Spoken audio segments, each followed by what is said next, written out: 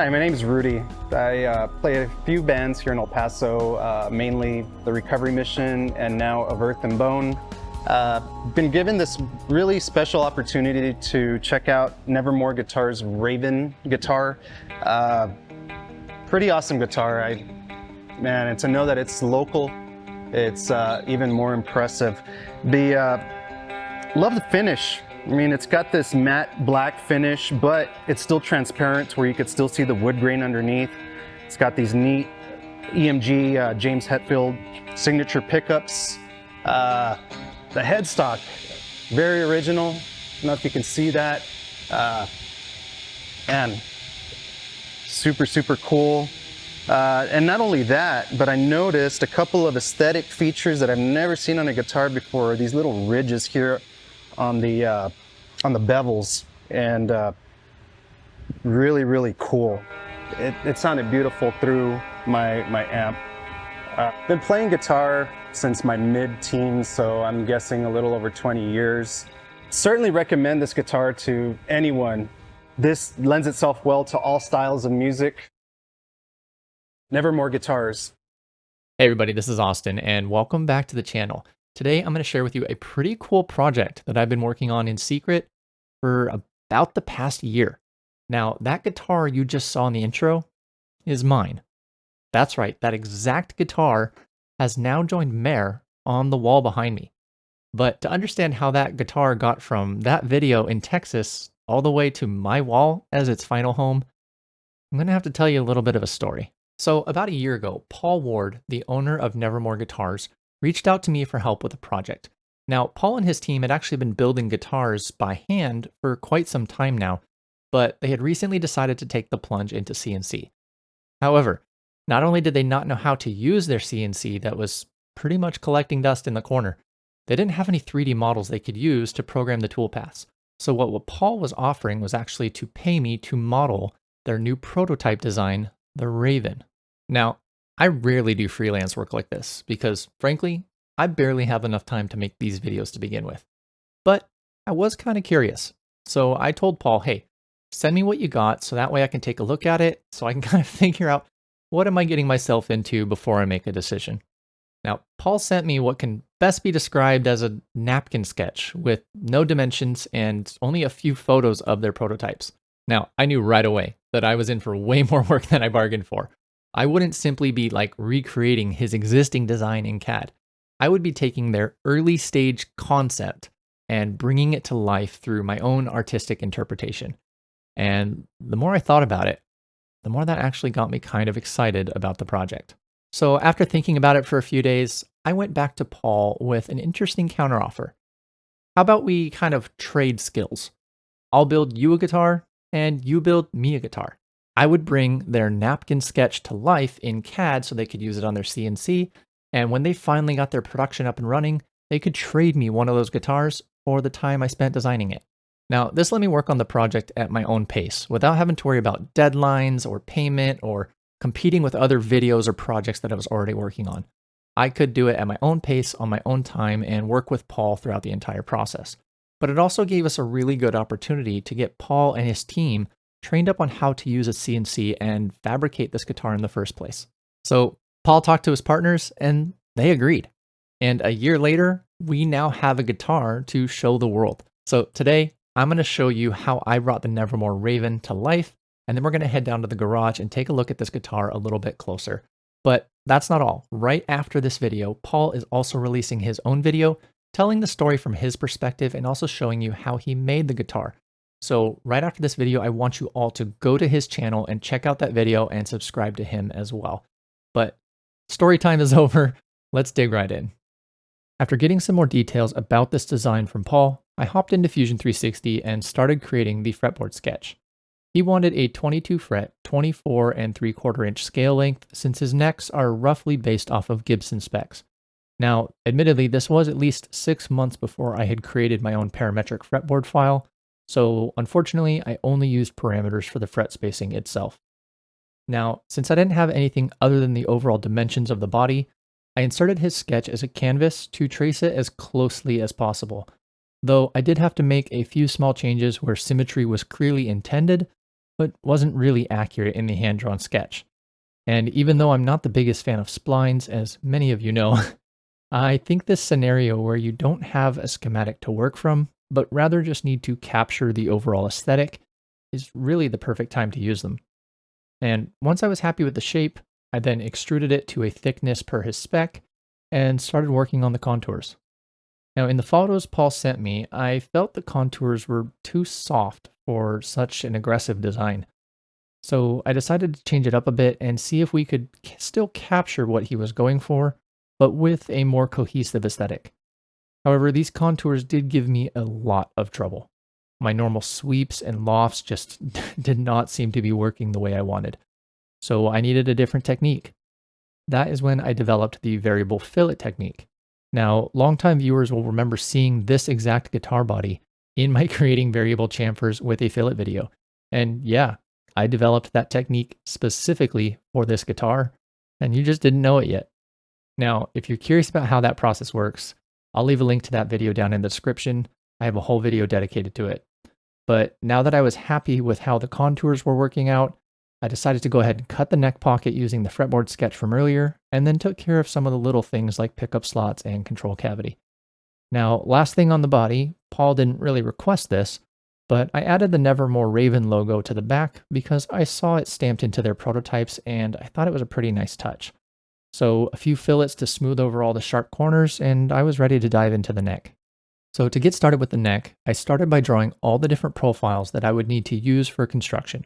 And once again, I was just trying to capture the aesthetic that Paul was going for, but this time using the standard drawing tools to ensure everything was properly sized and constrained for a well-playing neck. Now, Paul didn't have any preference on the neck profile, so I created a few C-shaped profiles at the 1st fret and the 12th fret and lofted between them to get the core of the neck, which we could build the headstock and the heel off of. Now, Paul's prototypes had a Les Paul style headstock with a 14-degree angle and no volute, which I'd also never done before. But now that I had cracked how to do headstock transitions, I used techniques like intersection curve, split face, patch, and loft to sort of muscle my way through it. Not having a volute actually made this harder in many ways, as there are multiple surfaces that need to smoothly transition from G2 curvature to a sharp point, and I didn't have a volute to use as a guide rail. So by splitting the core of my neck with an angled plane, I was able to have the top of the transition start at the 1st fret, but the bottom of the transition start at the nut. This breakthrough moment allowed me to use lofts instead of patch, since we're now dealing with a 4-sided surface. And after a few weeks of pounding my head against the keyboard working out the kinks, I was finally happy with the transition and moved on to the heel, which was thankfully relatively simple in comparison. I lofted from the neck profile to the curved front edge of the heel to use as a guide surface, then patched the other side with G2 curvature and mirrored it over to create a symmetric and smooth transition. Now with the majority of the body and the neck complete, I needed to move on to the fretboard, but I wanted to develop some really nice renders for Paul, so I decided to fully model the fretboard along with the bindings, the frets, and the inlays. Now, not all of these features are really that necessary for machining this on a CNC. However, they would help this model appear as close as possible to the final product, so Paul could kind of see the whole thing together. I lofted the fretboard using a 12-inch radius per Paul spec, then simply split the fretboard with an offset sketch to give the appearance of a binding. I then cut the fret slots, created a simple nut blank, and started working on the inlays. Now, the inlays were a classic Les Paul style, so it was pretty easy to find dimensions for those online. So I actually cut those into the fretboard and extruded the inlays so I could separate their color for a more realistic render. Now, after showing Paul the results and discussing the best way to machine this on the CNC, we decided to switch the headstock from an angle design to a flat one with string trees to drastically simplify his machining process, since he was really just getting started with CNC. But I also didn't want to go back and break the model updating the design. So I created a second neck with a new headstock so that way he could have options when he felt more comfortable tackling an angled headstock on his CNC in the future. In the end, I think I managed to really capture the spirit of his design while making everything a bit more cohesive and fleshing out some of those details that will make it more practical for him to do on his own. Paul absolutely loved what I was able to do with that little napkin sketch and liked it even better than their original design. And although I went through this process in really only a couple of minutes, this took months of revisions with Paul's input to finally land on this design, and I was pretty happy. So, with the design complete, I sent off the files along with the renders, and I held up my end of the bargain. So, why don't we head down to the garage and see what Paul sent over?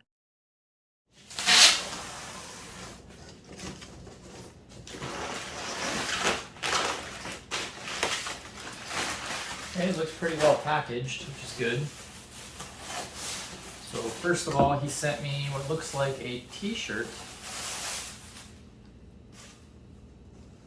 There you go. Of course, I dropped it on my dirty floor. I have to wash it now. So he sent me a Nevermore Guitars t-shirt. That's pretty slick. I love that logo. When I first saw that logo, it was just a solid fill. It wasn't, let's call it decrepit like that. That's a really cool touch. I like that a lot. Thank you, Paul. And let's see. Okay, there's the guitar. So it doesn't look like there's a case that came with it. That's okay. So I'm gonna have to tilt this up and pull it out.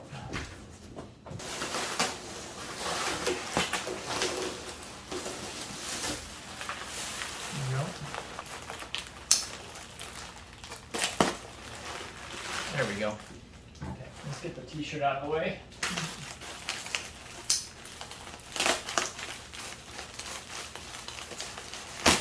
There we go.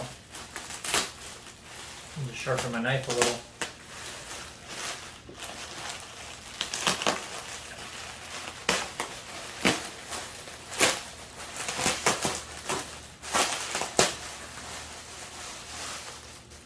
Oh, and there goes the box. Oh, this is already cool.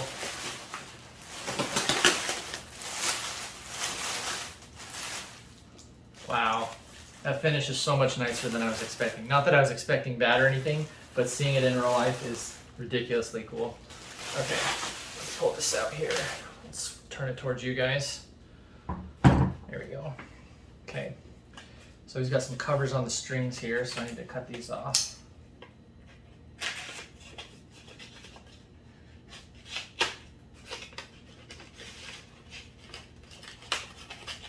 There we go.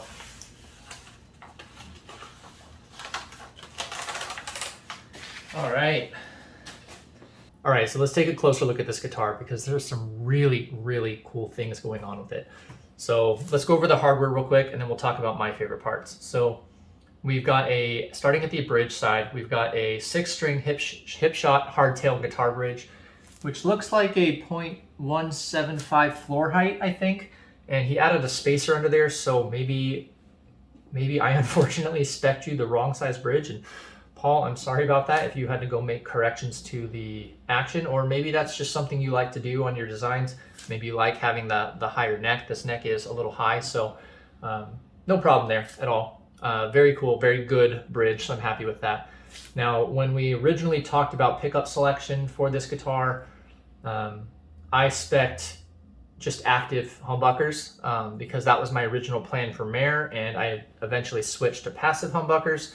And so I know he's a distributor for EMG, or at least a authorized retailer for them. So he put in a set of James Hetfield signature EMG pickups for both the bridge and the neck.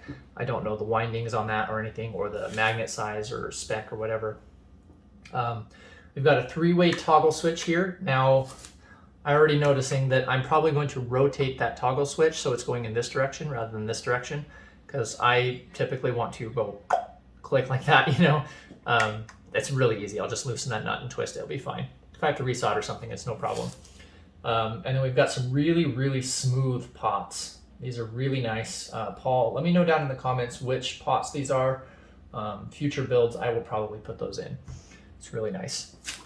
Okay, and then we've got, I think these are stainless steel frets. Now, Paul, correct me if I'm wrong. I don't have a spec list in front of me. I think these are stainless steel frets. And then up here on the tuner side, we've got hip shot open gear locking tuners, the brass back here. And then we've got a string butler, which is basically a fancy string tree. that guides the strings towards the nut and also helps apply the appropriate break angle, since we eventually switched it from an angled headstock to a straight headstock. And so that's a really nice touch, rather than just your standard bolt-on string trees or like a Floyd Rose retention bar or anything like that. And I actually think it really matches this headstock really well, because we've got this V here, and then we've got the second V here controlling the strings. And so I could see a lot of headstocks where that wouldn't look very nice, but I think it matches the aesthetic of this headstock perfectly. I think that was a great choice. And up here we've got a branded Nevermore logo into there, which was been stained and finished over. So yeah, it's definitely embossed in, so that was branded in. Flipping over to the back, we've got a through body design for the ferrules, and we've got a bolt-on with a plate. And yeah, so actually it's interesting because my Mare design, the original plan was bolt-on with active pickups, and he ended up delivering that for me, because I had switched mine to a set neck with passive pickups, and so now I do have a bolt-on with active pickups. So that's really cool. So if down the road, if my daughter breaks the neck or something, I can replace it. I can make adjustments as I need to or anything like that. So that's nice. It looks like the heel shape here is pretty straight off the CNC, not much changing. It does look like he may have changed my headstock design slightly. It looks, because I think I had a small volute here, kind of like I did with Mare, and I think he sanded that pretty flat, just for comfort reasons, and I think it looks pretty nice. Overall, really good build. I believe this is an alder body. Now, Paul, please correct me if I'm wrong. Again, I don't have a spec list in front of me. I believe it's an alder body with a maple neck. It looks like either a maple or poplar control cavity. I believe that might be maple. Really nice. The neck is pretty smooth. It does have as you've noticed, a relic finish to it. That is 100% intentional. That is not, they didn't spend enough time applying finish or anything like that. No, that is 100% intentional. They liked that oxidized, rough, relic look. It's exactly what they were going for. And to complement that, I want to talk about my favorite feature of this entire guitar. And there's a lot to talk about, but my favorite feature are these ridges in the contours. I did not design it that way. That is 100% Paul's creativity. And what's really, really cool about it is it's not hiding the fact that this was machined on a CNC. No, it's actually showcasing it and flaunting it. It's saying this is a CNC guitar. And I really, really like that. These are actually the roughing passes from roughing out the contours. And he must have stopped halfway through and said, damn, that actually looks really nice. Let's not come in with a ball nose end mill and clean that up. Let's leave it be. And what's really neat about that is, in a lot of other industries, when you get to high craftsmanship, a lot of times they will showcase the joinery, right? They will showcase the manufacturing method through dovetails in cabinets. Most of the time those are hand cut by somebody. And that's kind of a feature here on this guitar, is it's a byproduct of the manufacturing process that they just stopped short of and made it a feature rather than a defect. And I actually really like the way it looks. It adds a lot of character to the guitar. And they're not super sharp either. He clearly sanded those. They feel great. It's on both the front and the back here. And yeah, I'm definitely going to take some hints from that, because I would love to do more things like that in the future on some of my future guitars. But the other thing we've got here that's unique about this guitar is we've got these buttons here on the side. Again, not something I designed, something they added later, which I think is really, really cool, and it adds a nice touch, because you've got this relic finish is almost blue. It's not really black, right? So you can tell like the difference in color between these hip shot tuners and this. So there's a little bit of blue to this, and these black buttons almost give it like a denim look, right? So you've got this like faded blue denim with the buttons along the side. Really, really cool. And it goes all the way around the spine, as you can see. And we've got these, looks like DiMarzio, I think, elliptical end pins for strap. I need to actually buy a strap because I didn't end up putting any on Mare. But overall, dude, man, I'm blown away. It's so cool to see something I, face palmed over for months at the keyboard trying to design and get perfect for you, actually to see it here on my table in my garage. And this being the very first Raven that was ever produced, man, it's an honor. For this, the one you guys saw in the very beginning of the intro here, this is its final home. This is the one you saw them playing. And so unfortunately you guys aren't going to see me play this today. Baby's sleeping, so I can't really take the time to do that. However, in the future, you guys probably will see this showcased on my channel. You will definitely see it on my wall behind me in the guitar, in the office. So, man, thank you, Paul. I really appreciate it. I can't wait to do more projects with you guys. You were a fantastic partner to work with, and I think in the end, I gained a new friend. So, you guys are awesome. Thank you guys for joining. I'm gonna go put this up on my wall, but this is Austin signing out.